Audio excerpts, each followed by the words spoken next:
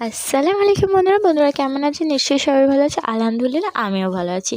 আজকে চলুন একটা রেসিপি তোমাদের সাথে শেয়ার করছি চিকেনের। এই যে রেসিপিটা একবার বাড়িতে বানিয়ে খেয়ে দেখুন, খুবই ভালো লাগবে আর সবারই খুব পছন্দ হবে। প্রথমে আমি কড়ার মধ্যে কিছুটা গোলমরিচ দিয়ে দিয়েছি, হালকা গরম করে নেওয়ার পর গুঁড়ো করে নিয়েছি। তারপরে একটা পাত্রের মধ্যে কিছুটা দই দিয়ে দিয়েছি। দই দেওয়ার পরে কাজু কিশমিশটা আমি রাতেই ভিজিয়ে রেখেছিলাম। দেখুন কাজুটাও খুব নরম হয়ে গেছে আর কিশমিশটাও ফুলে গেছিলো।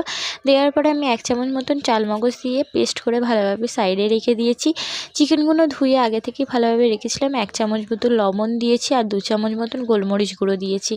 দেওয়ার পরে ভালোভাবে ওই পেস্টটা দেওয়ার পর ভালোভাবে মেখে নিয়েছি। মাখিয়ে নেওয়ার পরে কিছুক্ষণের জন্য রেস্টে রেখে দিয়েছি 10-15 মিনিট মতন।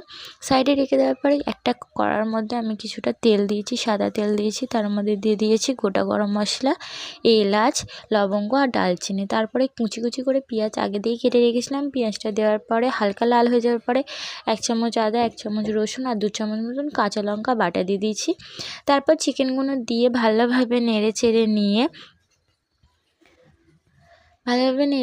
নিয়ে দেখুন সিদ্ধ হয়ে যাওয়ার মতন হালকা আমি ঢাকা দিয়ে রেখেছিলাম। দেখুন ভালোভাবে গায়ের রঙটা কি সুন্দর হলদে হলদে কালার এসে গেছে চিকেনে।